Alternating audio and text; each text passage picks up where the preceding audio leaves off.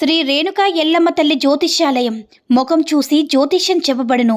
మీ పేరు బలము, మీ భవిష్యత్తులో జరిగేది జరగబోయేది చెప్పబడును. మీ కుటుంబ సమస్యలు, చదువు, ఉద్యోగం, మనశ్శాంతి, ఆరోగ్యం మరియు సకల సమస్యలకు పరిష్కారం చెప్పబడును. భయము, అనారోగ్య సమస్యలు, అనుమానం, చెడు పూజలకు కూడా పరిష్కారం చూపబడును. ఎటువంటి వ్యాధులకైనా సరే మూలికా వైద్యం చేయబడును. గురూజీ లక్ష్మణ్ రాజ్ గారి ఫోన్ నంబర్ 8466923012. ఓం సాయిరామ్. సమర్థ సద్గురు సాయినాథ్ మహారాజ్ కీ జై. సాయిబాబా భక్తులందరూ కూడా నమస్కారం అండి.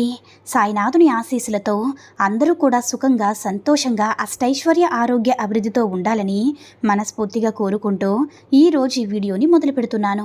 ఈరోజు వీడియో ఏంటంటే, తల్లి నీ జీవిత గమ్యానికి కొత్త దారి చూపించబోతున్నాను.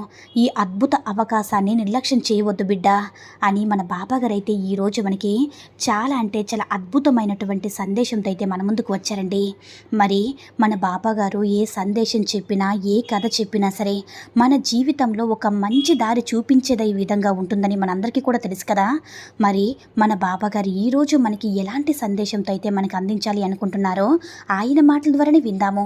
ఆయన మాటలు వినే ముందుగా ఈ వీడియో కనుక నచ్చినట్లయితే మరికొంతమంది బాబా భక్తులకు రీచ్ అయ్యేలా షేర్ చేసి లైక్ చేయండి. అలాగే మన ఛానల్ని ఎవరైనా మొదటిసారిగా చూస్తున్నట్లయితే తప్పకుండా సబ్స్క్రైబ్ చేసుకుని మాకు కొంచెం సపోర్ట్ చేయండి. మరి ఈరోజు మన బాబాగారు తన సందేశాన్ని ఒక చిన్న కథ రూపంలో అయితే మనకి తెలియచేయాలనుకుంటున్నారు. ఆ కథ ఏంటో ఆయన మాటల ద్వారానే విందాము. ఒక ఊరిలో రమేష్ అనే ఒక వ్యక్తి ఉన్నాడు. అతడు చాలా తెలివైనవాడు. అతను అనుకునేది కూడా అదే, నేనే చాలా తెలివైన వాణ్ణి, నన్ను మించిన తెలివైన వాడు ఈ ఊరిలోనే ఎక్కడా లేడని అతనైతే అనుకుంటూ ఉండేవాడనమాట. అతనికి ఒక టాలెంట్ ఉంది. ప్రతి మనిషికి కూడా ఒక టాలెంట్ అనేది ఉంటుంది కదా. అదే విధంగా అతనికి కూడా ఒక టాలెంట్ అనేది ఉంటుందన్నమాట. ఏంటి ఆ టాలెంట్ అంటే, ఎక్కడైనా సరే ఏ తాళమైనా సరే సునాయాసంగా తీసేస్తాడనమాట. ఎవరైనా ఇళ్లకు తాళాలు వేసుకుని వెళ్ళినప్పుడు ఆ తాళం చెవి పోగొట్టుకుంటూ ఉంటారు కదా.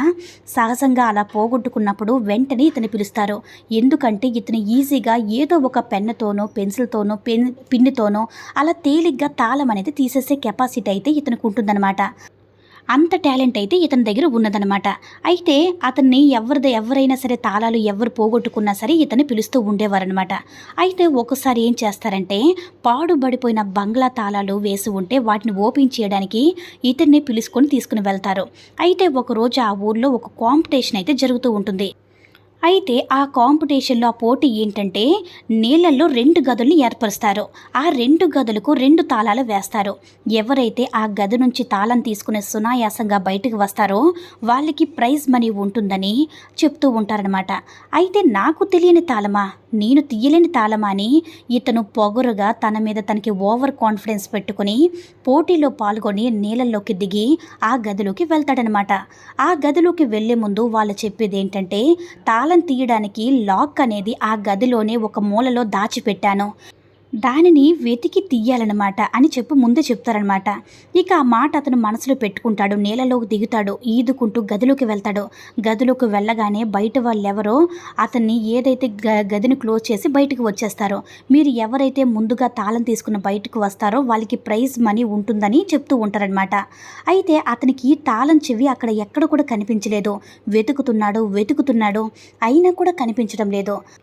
అయితే ఆ పక్క అతను ఏంటంటే, వెంటనే ఆ తాళం తీసుకుని డోర్ తీసుకుని బయటికి వెళ్ళిపోయాడు. ఇతనికైతే మాత్రం తాళం చెవి అస్సలు కనిపించడం లేదు. బయటికి ఎలా రావాలో కూడా అర్థం కాలేదు. అయితే ఇతను ఈ గదిలో ఇరుక్కుని పడిపోయాడనమాట. అయితే బయట పక్క రూమ్లో ఒక అబ్బాయి వచ్చేసాడు. అతనికి ప్రైజ్ మనీ కూడా ఇచ్చేశారు. ఇతను అసలు ఊర్లో ఎక్కడ ఏ తాళం చెవి ఓపెన్ చేయాలన్నా కానీ ఇతనే తీసుకెళ్తారు కదా. ఈయన దగ్గర ఇంత టాలెంట్ ఉంది కదా, ఇదేంటి ఈ అబ్బాయి పోటీ గెలవలేకపోవడం అని అందరూ కూడా చెప్పుకుంటున్నారు. కానీ ఆ చెప్పే వాళ్ళలో వాదన కూడా పెట్టుకుంటారు. అప్పుడు వాళ్ళు అంటారు, పోటీలో గెలిచిన వాడికి 50,000 ప్రైజ్ మనీ అని ఊరికినే ఇస్తారు ఏంటి? మేము కొన్ని ట్రిక్స్ అనేవి వాడుతూ ఉంటాము, అందులో నువ్వు ఓడిపోయావు, నీ పక్కన ఉన్న అతను గెలిచాడు, తీసుకుని వెళ్ళిపోయాడు, నువ్వేంటి రూమ్లోనే పడి ఉన్నావు, నువ్వు రావా అని అతన్ని ఎలాగోలా బయటికి తీసుకొస్తారనమాట. అయితే ఈ కథ ద్వారా మనకి బాబాగారు ఏం చెప్పాలి అనుకుంటున్నారంటే, బిడ్డ, ప్రతి మనిషిలో కూడా ఒక్కొక్క టాలెంట్ అనేది ఉంటుంది.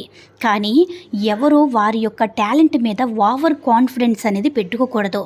ఎప్పుడు కూడా అతను గదిలోకి వెళ్ళేటప్పుడు ఏమనుకున్నాడో, నేను ఏ తాళమైనా సరే సునాయాసంగా తీయగలను, ఏదైనా సరే ఏ తాళమైనా సరే తీసి బయటకు వచ్చి ప్రజలందరూ కూడా నా యొక్క టాలెంట్ని చూసి చప్పట్లు కొట్టాలి, ఈలలు వేయాలి, నేను డబ్బులు తీసుకుని గెలుచుకుని వెళ్ళిపోవాలి అని అనుకున్నాడు.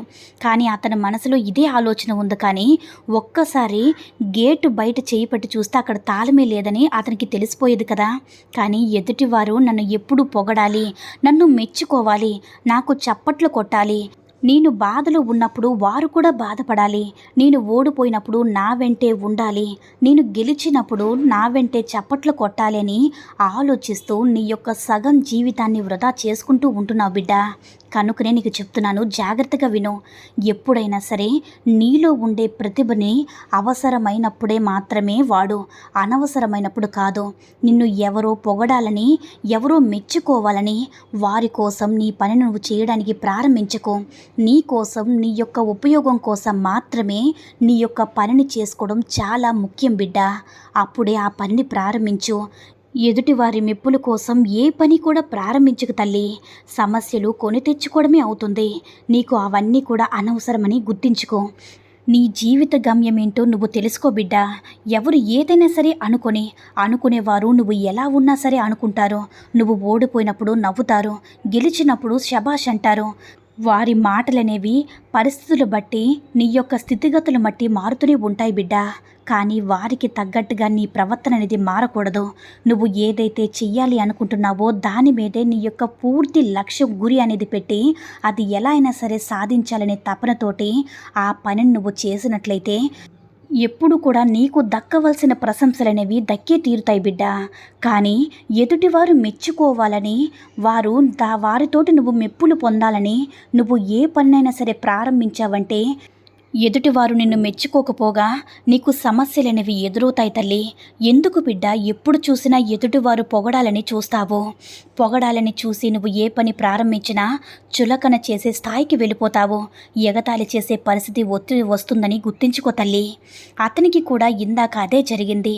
ఇదే నీ జీవిత గమ్యంలో ఒక భాగం అవుతుందని గుర్తించుకో బిడ్డ.